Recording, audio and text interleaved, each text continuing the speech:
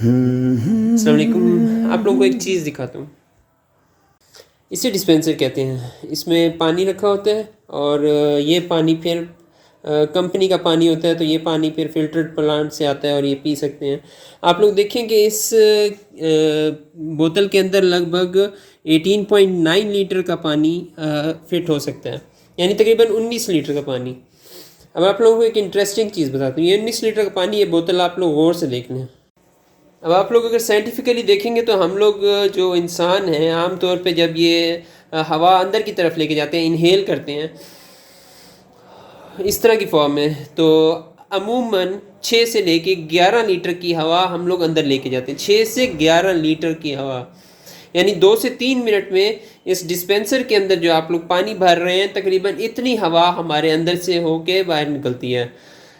6 سے 11 لیٹر ایک منٹ میں، تو 2 سے 3 منٹ میں ہم لوگ اس ڈسپینسر کی بوتل کی جتنی ہوا کو اندر انہیل کر لیتے ہیں.